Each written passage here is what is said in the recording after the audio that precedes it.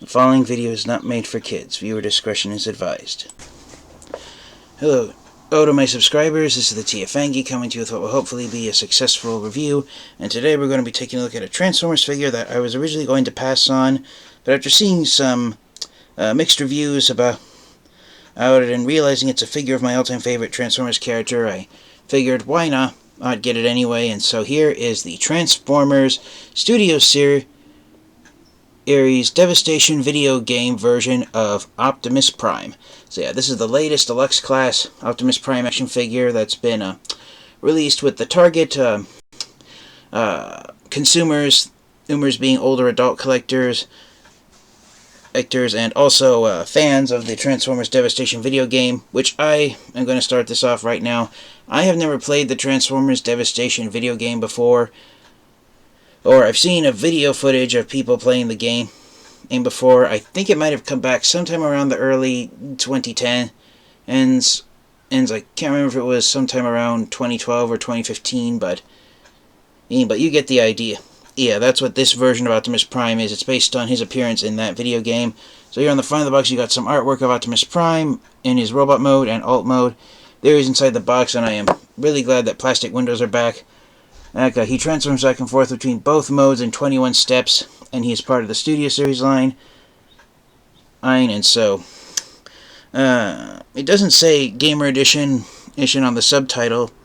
It just says Transformers Devastation, so I think it's trying to be set apart from the Transformers action figures based on the it's not affiliated with the Gamer Edition Transformers figures from the War for Cybertron video games by High Moon Studios.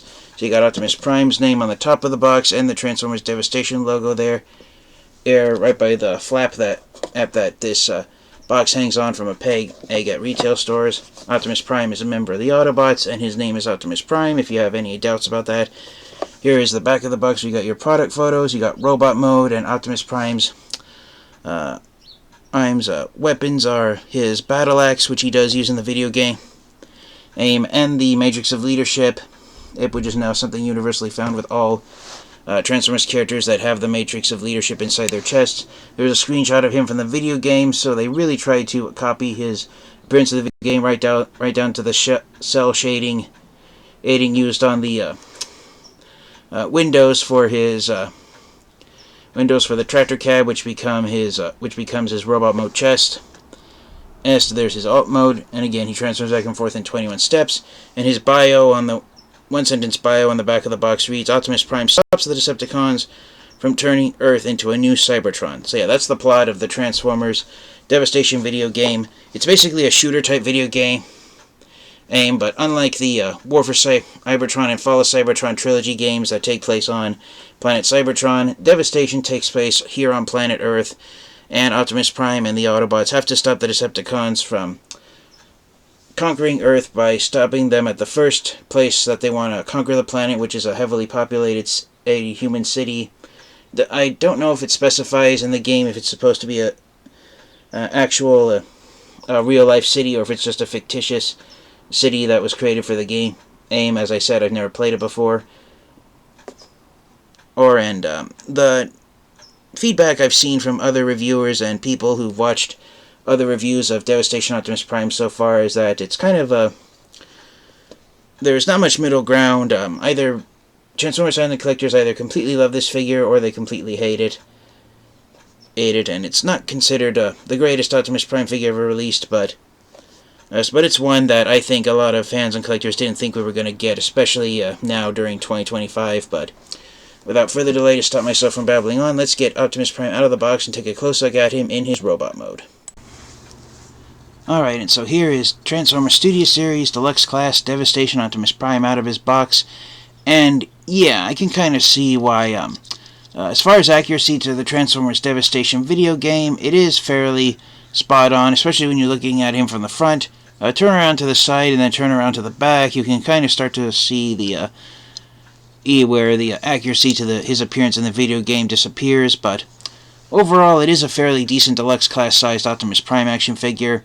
One minor nitpick I have with Optimus Prime's battle axe, it's not the swooshing effect on the back of it, it's the fact that it's actually done in red plastic, and so every part of it that's yellow is actually yellow paint, and so that's a little discouraging to see.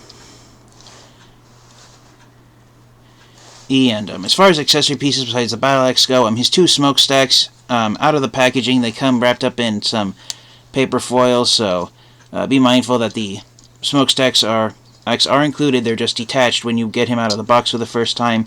The Matrix of Leadership, it was not in the bag. It's already stored inside his chest. I'm not going to remove it because the Matrix of Leadership is just unpainted white plastic, ivory white. It's the same as the one used on his hips, thighs, and these parts of him that hang off on the side of him. So that's another minor gripe I have with the figure, is that I wish that they would have gone... I know they were trying to go for screen accuracy with the Studio Series line, and that's what it's always been focused on, but if you look at the screenshot of him here on the back of his box, Optimus Prime's smokestacks are still over as his mouth plate, if not more. Or so I kind of wish that they would have done on Optimus Prime's parts that are traditionally done in light gray plastic. I wish they would have used light gray plastic here on Devastation Optimus Prime instead of the ivory white plastic they used here.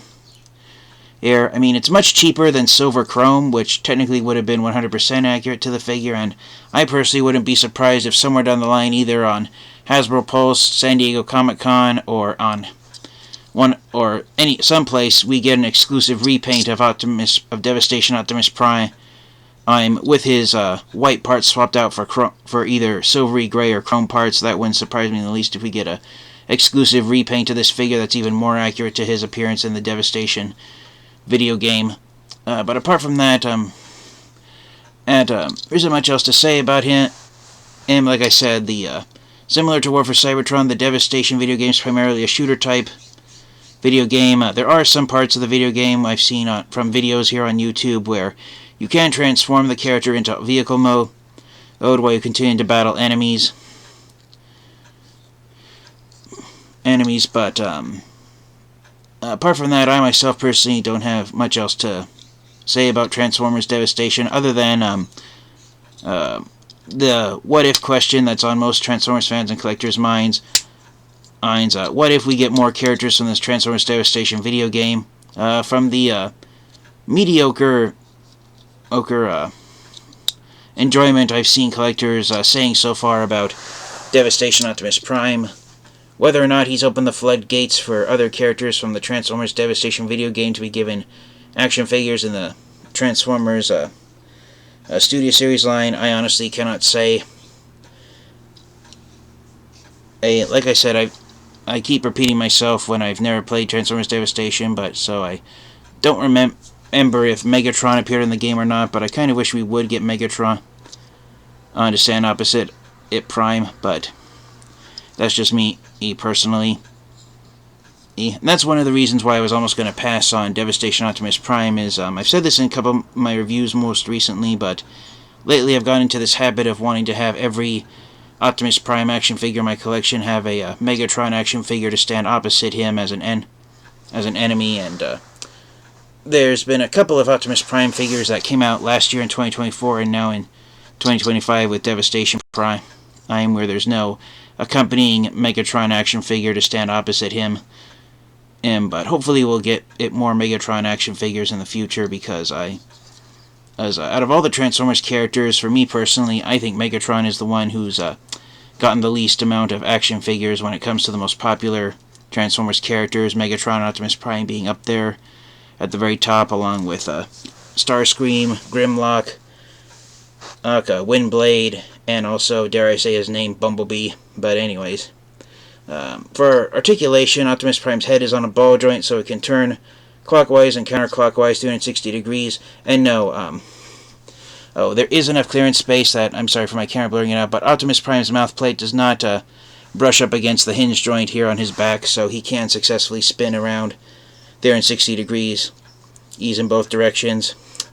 The way the shoulder joint works on the arm is that the arms have the ability to spin around forward and backwards 360 degrees. They can go upward this far, and I believe it's partially due to a transformation joint, and you can get Optimus Prime's arms sprawled out here, but again, it's I believe that's primarily a transformation joint, but it is nice that it is included. A swivel joint in the bicep. For some reason, the joints on the left side arm are looser compared to the right side arm, and vice versa. The right side arm has joints tighter than the left arm. But anyways, bicep swivel, hinged elbows, no wrist articulation due to how the hands transform arm inward into the arm, so no wrist joints. You do have a waist joint, but it doesn't. Even though it has the way the joint is shaped, it has the free motion to spin 360 degrees in both directions. The only way to really activate it is to rotate down Optimus Prime's wheels that he has on his back.